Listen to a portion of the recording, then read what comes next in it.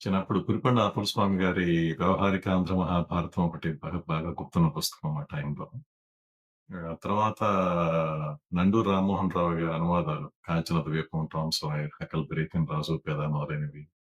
ఇంకా ఈ pop fiction లాంటి పుస్తకాలు అండ్ పాకెట్ సైజ్ నవల్స్ గాని, కొమ్మూరి సాంబశివరావు గారి, తర్వాత మధుబాబు నవల్స్ ఇవన్నీ 'యండమూరి', 'మల్లాది' సీరియల్స్. ఆ తర్వాత కొత్త సత్యనారాయణ చౌదరి గారు రాసిన 'విక్రమార్క బేతాళ' కథ ఒకటి గుర్తు మా ఇంట్లో పుస్తకం ఉండేది. ఇలా ఎక్కడ ఏది కనపడినా సరే చదవటం. అలా ఇంగ్లీష్‌లో మా లైబ్రరీలో 'టామ్ సాయర్' దగ్గర నుంచి మొదలుపెట్టి 'టార్జాన్', 'ఫాంటమ్', 'అమరచిత్ర కథ', కామిక్స్ ఇవన్నీ ఉండేయి. ఇంకా ఇవి కాకుండా ఇట్లా యంగ్ అడల్ట్స్ అన్నట్టుగా అంటే ఇట్లా స్కూల్ పిల్లల కోసం రాసిన డిటెక్టివ్ సీరీస్ లాంటివి ఉండేయి.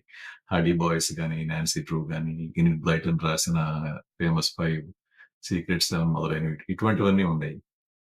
ఈ దీని తర్వాత స్టేజ్‌లోకి వెళ్ళినప్పుడు కొంచెం అంటే ఇంగ్లీష్‌లో చదివిన మొట్టమొదటి అడల్ట్ నవల 'ఎగ్జార్సిస్ట్'. కానీ బాగా ఎంజాయ్ చేసిన మొట్టమొదటి పెద్ద ఇంగ్లీష్ పుస్తకం 'షెర్లాక్ హోమ్స్ ఆమ్నిబస్'. మొత్తం 'షెర్లాక్ హోమ్స్' ఉన్న సమస్త నావెల్స్, ఆహ్, షార్ట్ స్టోరీస్ అన్నీ కలిపి ఒక పెద్ద పుస్తకం వేశారు అప్పట్లో. అది మా నాన్నగారు పనిచేసిన కాలేజీ లైబ్రరీలో ఉండేది. అది మొత్తం అంతా చదవటం అనేది అదొక జ్ఞాపకం. అండ్ ఇదంతా స్కూల్ లైఫ్‌లో జరిగిన విషయాలనమాట. సీరియస్ సాహిత్యం అని జెప్పి ఈ రోజున మనం పరిగణించేవి నేనెక్కువ భాగం చదివింది మా తాతగారి అంటే మా నాన్నగారి నాన్నగారు ఆయన దగ్గర మంచి లైబ్రరీ ఉండేది. వాటిలో చదివిన వాటిల్లో అంటే 'నరకంలో హరిశ్చంద్రుడు' ఇటువంటియన్నీ ఉండేయి.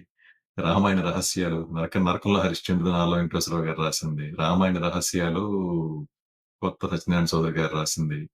'రామాయణ కల్పవృక్ష ఖండనం' కూడా ఆయనే రాశారు.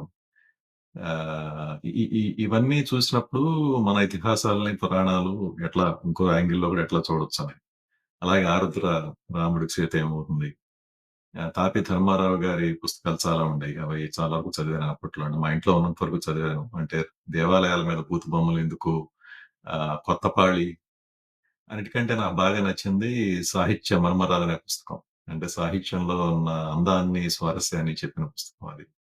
ఇక కవిత్వంలో ఇక మహాప్రస్థానం బహుశా లేస్ట్ అనుకోవాలి. అంటే శతకాలు, పద్య సాహిత్యం కాకుండా ఇట్లా అభ్యుదయ సాహిత్యంలో మొట్టమొదట మహాప్రస్థానం, తర్వాత గజ్జెల మల్లారెడ్డి గేయాలుండేయి. భక్తిరసం ఇట్లాంటియి ఇప్పటికి నాకు ఆల్‌మోస్ట్ మొత్తం గుర్తున్నాయి కొన్ని కొన్ని దాంట్లో ప్యాసేజెస్. ఇక గురజాడ అప్పారావు గారియి ఉండేయి. 'కన్యాశుల్కం', 'ముత్యాల సరాలు', 'నీలగిరి పాటలు', అట్లాగే ఇంకా వేరే ఇంగ్లీష్ నవల్స్‌లో 'స్పార్టకస్', తర్వాత 'ఏడు తరాలు' ఇటువంటివన్నీ మా తాతగారి లైబ్రరీలో ఉండేవి. అవన్నీ చదివాను చాలా వరకు. అంటే ఖాళీ దొరికినప్పుడల్లా పుస్తకాలు చదవటం అలవాటుగా ఉండేది. ఇక ఇవి కాకుండా క్లాస్ పుస్తకాల్లో కూడా మాకు మంచి సాహిత్యం నుంచి మాకు కొన్ని కొన్ని ప్యాసేజెస్ ఉండేయి. చాటువుల ద్వారా ఫస్ట్ శ్రీనాథుడి గురించి తెలుసుకుంది చాటువుల ద్వారా. 'పాంచాలి పరిదేవనం' అని జెప్పి 'తిక్కన' గారి 'భారతం' మొట్టమొదటిసారి చూడటం. అలాగే 'వామన అవతారం' ఉంది. అట్లా 'పోతన' గారి 'భాగవతం' మొట్టమొదటిసారి చూడటం. 'తిరుపతి వెంకట గౌల' గురించి 'దివాకర్ల వెంకటావధాని' గారు రాసిన గొప్ప వ్యాసం ఒకటోసారొచ్చింది మాకు. అలాగే 'తెనాలి రామకృష్ణుడి' గురించి 'నిగమ శర్మ అక్క' అని 'పాండురంగ మహత్యంలోని' ఒక విషయం గురించి ఒక విమర్శా వ్యాసం వచ్చిందొకసారి. ఇవి కాకుండా 'వీరేశలింగం ఆత్మకథ' అట్లాగే హిందీ ఏకాంకికలు, తెలుగు అనువాదాలు, రాయప్రోలు సుబ్బారావు గారి 'శ్రీలు పొంగిన జీవగడ్డై పాలువారిన భాగ్యసీమై' వంటి కవితా ఖండికలు, విశ్వనాథ రాసిన 'అందభిక్షువు', అలాగే చిన్న సూర్యమిత్ర 'లాభం మిత్రభేదం', దువ్వూరి రామిరెడ్డి కవిత్వం, ఏటుకూరి వెంకట నరసయ్య గారి పద్యాలు ఇవన్నీ కూడా మా క్లాస్ పుస్తకాల్లో వచ్చినాయి. కాబట్టి వీరందరి గురించి తెలుసుకునే అవకాశం నాకు ఆ రకంగా కలిగింది. ఇవి తొలి రోజులంటే నేనింకా స్కూల్లో ఉన్న రోజుల్లో మేబీ 3, 4 తరగతుల నుంచి 10థ్ తరగతి వరకు 7, 8 సంవత్సరాల్లో నాకు గుర్తున్న కొన్ని పుస్తకాలు మీకు మీతో పంచుకుంటున్నాను.